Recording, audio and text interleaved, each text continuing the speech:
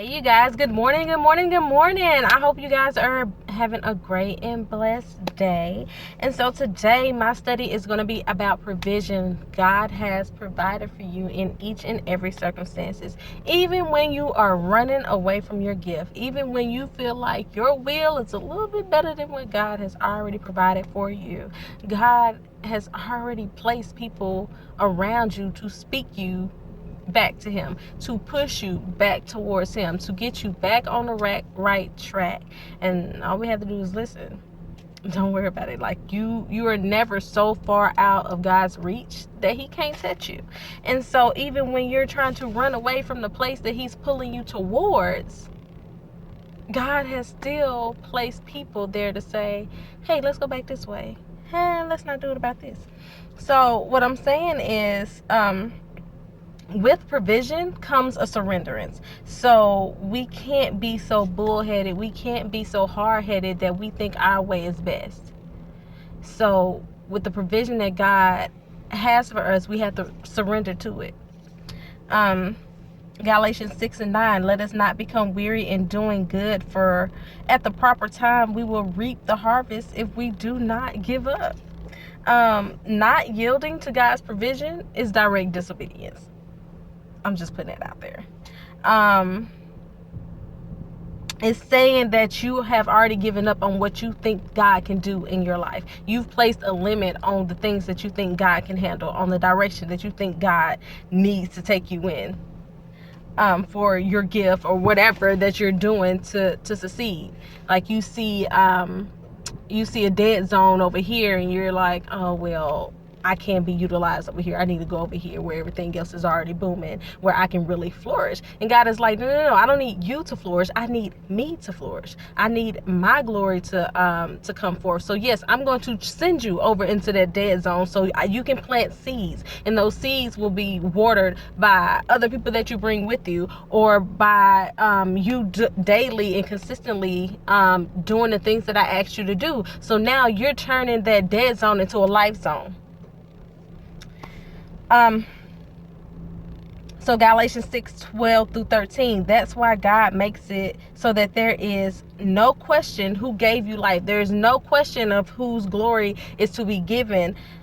He has already provided for it, and he's already going to get the glory for it. No one else can walk this walk the way you walk it. Nobody else can talk this talk the way you talk it. That's why he chose you to do what he needed you to do. That's why he chose you specifically, because of the way that you construe things, the way that you can get something across to someone else because of the things that you've gone through. That's God's provision. So every continued. So since God has already made these provisions, that you can waste your time coming up with all the excuses as to why you're not being obedient in the first place. Oh, my family member, my church member, my kids, my job, my X, Y, and Z. It does not matter. God has already made provisions. It's already going to happen with or without you. Now, the without you is the part that you need to worry about, because at the end of the day, your obedience is connected to somebody's provision. So the more and the longer that you stay and running from your calling, or you're walking into your disobedience, the longer somebody else may be living in pain. The longer somebody else may still be struggling. The longer somebody else may still be waiting and hoping. Now, that person's going to get delivered with or without you. But that timeline is dependent on your obedience. God's trying to see if you're going to reach that person when he needs you to reach them. I'm just saying. So, he has also made provision for your doubt. He has placed people around you to guide you back to his will. Even when you're running from his will, you are running towards God's provision. Let's think about Ezekiel 1. Focus and others to focus you. So he's connecting your focus. He needs you to stay focused. And when you get off topic, or if you get in a place of confusion, he has placed people around you to direct you back to him, to keep you in focus, to keep you going in the path that he needs you to go to. Let's think about Ezekiel 28:1-7. God is God and you are not. So if you find yourself in a place where you're thinking, oh, maybe what I think should happen, or maybe what I think should be going on is a little bit better than what God has. I feel like God is trying to tell me to go over here, but he can't be really trying to tell me to go over here, because over there it look a little dark. It's a dark, shadowy place, and you're never supposed to go there. Yes, I did just quote the Lion King, but I'm trying to get my point across. Sometimes we allow our pride to take us to places that we aren't supposed to be going. Sometimes we look at a situation and go, I'm a little too good for that. I'm a little too high up to really be dealing with that. And it's like, no, you're in a place that God placed you in because he placed you there. So don't think that you God, because you're not. Don't think that how you feel about a situation will determine the path that it is, in the sense that just because you not feeling it don't mean God not feeling it for you. Doesn't mean that it's still not an assignment that he's giving you. So just because you don't feel like this is your assignment doesn't mean that just because you don't do it, you aren't being disobedient, because you are. Your feelings have nothing to do with what God has called you to do, or who God has called you to be. Okay? So the direction, you got to be careful of the direction of your desires, is where I'm trying to get to. You're supposed to seek first the kingdom of God and his righteousness, and all these other things will be added to you. That's Matthew 6:33. Now, are you still seeking his will, or are you seeking yours? Like I said before, your desire or God desires.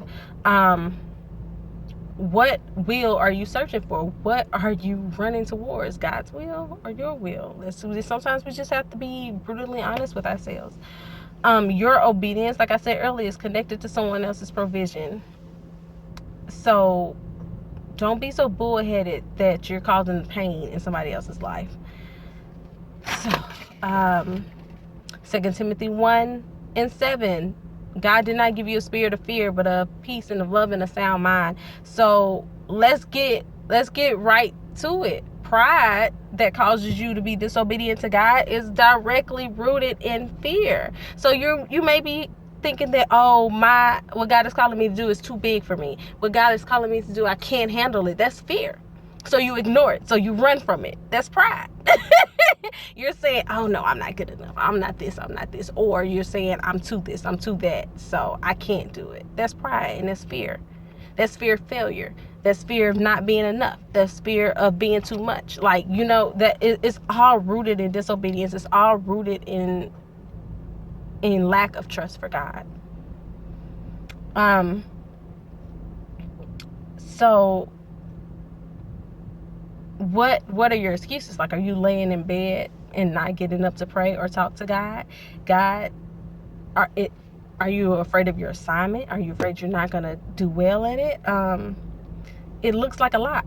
So why don't you want to talk to God? Either you're avoiding talking to God, or you're avoiding listening. Either way, you're walking in disobedience. So you may be getting up and praying, but after you pray, you don't really want to hear what God says, so you go and distract yourself with something else. Or you pray for something and then you say, oh wait, I got the answer. So you give yourself the answer and be like, and then call it God's answer. Like, no, nah, you're not even listening.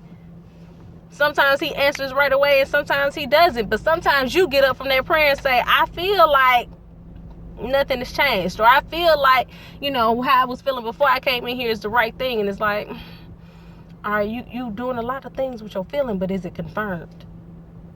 Have you waited for God's confirmation? Psalms 37:4. But delight yourself in the Lord. That is the key. You have to delight yourself in the Lord, not in yourself, not in your own agenda, but in the Lord. So where are you? And to wrap it up, I'm saying, where are you giving?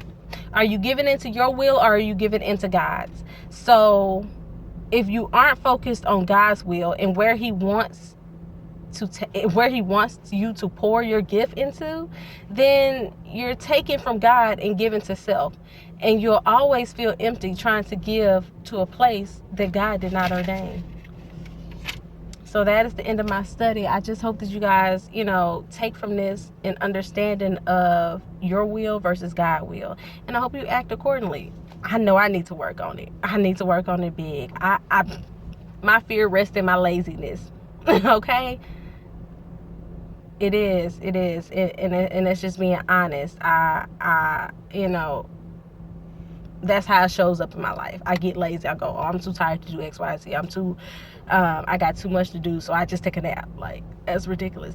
That's operating in fear when God did not make me to be fearful. So I know I needed some stuff to work on.